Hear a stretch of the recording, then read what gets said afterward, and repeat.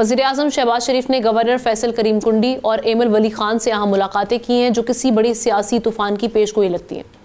गो के गंडापुर पुर उम्मीद हैं कि उनकी हुकूमत को कोई ख़तरा नहीं, लेकिन हकीकत में PTI अब दोराहे पर है। एहतजाज का रास्ता अपनाए या फिर मुफाहमत की मेज़ पर बैठे। क्या वज़ीर-ए-आज़म की मुलाकातें वफाकी हुकूमत के अगले बड़े सियासी वार का इंदिया दे रही हैं या नहीं? इस पर तज्जिया एहतशाम साहब पर लेते हैं। एहतशाम साहब, क्या माहौल आप बनते हुए देख रहे हैं आगे? देखिए आमना, कुछ चीज़ें तो मुझे लगता है कि आउट ऑफ नो वेयर ही बाज़ औक़ात आ जाती हैं। मुझे लगता है कि सिर्फ छेड़ने की हद तक है और नहीं लगता यही वजह कि बड़ा जाहराना अंदाज़ था कल गंडापुर का, और गौर खान बड़े आराम से बात कर रहे थे और बड़े शदीद गुस्से में उन्होंने बातें की।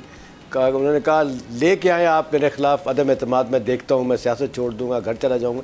देखिए इस वक्त जो पार्टी पोजीशन है बड़ा वाज़े तौर पे आप भी अच्छी तरह जानती हैं। हमने 2024 का इलेक्शन हुआ था, PTI ने 53 सीटें जीती थी और 35 आज़ाद अरकान इनमें शामिल हो गए थे और इनकी टोटल स्ट्रेंथ जो है ना 93 हो गई थी। अब सूरत हाल जो इस वक्त है कि ओपोजिशन के 27 अरकान थे, अब उनकी तादाद 52 हो गई है। अदम एतमाद के लिए अभी भी 22 लोगों की ज़रूरत है।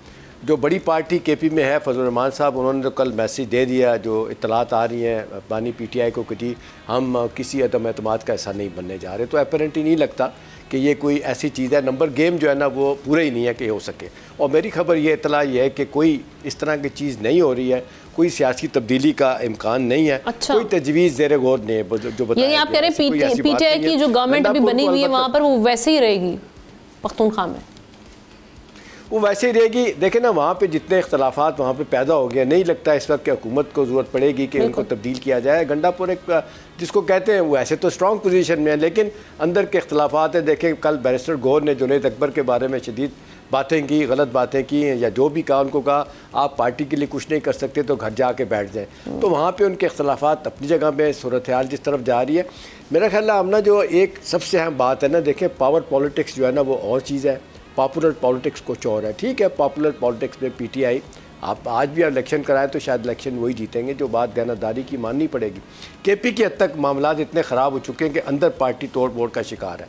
ऊपर से आपने देखे कल से जो खबरें आ रही हैं, जब से 5 बड़े जो असीर रहनुमा हैं, शाह मोहम्मद कुरैशी, यास्मीन राशिद, महमूद अल हसन महमूद, और उसके बाद महमूद रशीद साहब, एजाज चौधरी, उमर सरफराज चीमा, उन्होंने ख़त लिख के अपने लीडरशिप को कहा है कि जी गवर्नमेंट से बात की जाए, सियासी जमातों से बात की जाए, अदारों से बात की जाए। उनको भी बात पता चल गई है कि जी पावर पॉलिटिक्स है, इसमें इस तरीके से लड़ के कुछ भी नहीं होगा। आपने बेशुमार दफ़ा तारीखें दी, जलसे जुलूस के लिए कुछ नहीं हुआ। अभी लेटेस्ट फिर बानी ने कहा है कि जी आप शुरा के बाद जलसे जुलूस करें, तहरीक चलाएँ, तो वो भी चलती नज़र नहीं आ रही।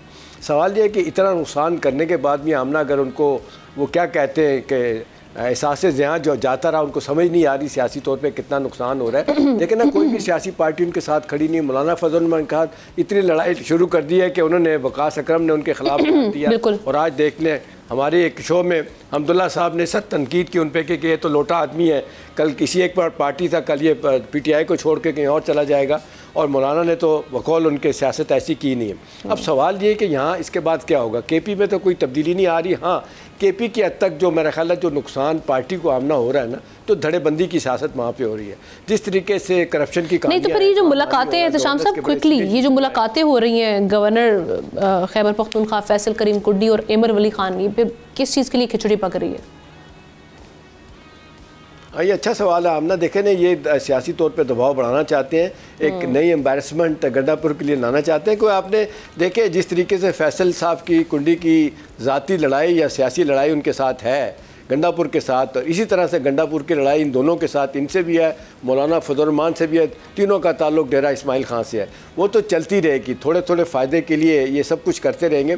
लेकिन एज़ वी स्पीक सिर्फ इसलिए कि सिर्फ एक न्यू सेंस है, ये जिस तरीके से बात को फैलाया गया, बढ़ाया गया, ये PTI की हुकूमत जाने वाली नहीं रहेगी, लेकिन PTI के लिए बहुत ज़्यादा एम्बेरसमेंट है। अब जो पार्टी के अंदर से आवाज़ें उठना शुरू हो गई हैं कि तरीक़ाकार ठीक नहीं है, आप तब्दील करें, अपने नुक्ता नज़र को बेहतर करें, अपने मामलात को, पार्टी को बचाएं, लीडरशिप को बचाएं, जो लोग अंदर हैं उनको जेलों से बाहर लेके आएँ, और एक बड़ी जिसको कहते हैं मेन स्ट्रीम सियासत का हिस्सा बने, जिसका अभी तक आप हिस्सा नहीं बने। नतीजतन आपको यानी PTI को बहुत नुकसान हो रहा है। तो बज़ाहिर तो कोई आमना PTI की KP की हुकूमत में कोई नज़र नहीं आ रहा कि तब्दीली आएगी। हाँ, उनके लिए रोज़ाना रोज़ाना की बुनियाद पे एक जॉल्ट, एक झटका लगा रहेगा।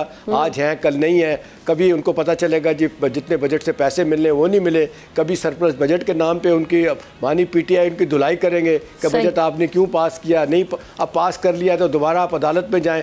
तो ये खिचड़ी बनती रहेगी प्रोसेस में। 13 साल से जो पीटीआई आगे जाके क्या मामला कर पा रही, नुकसान उनको ज्यादा हुआ है।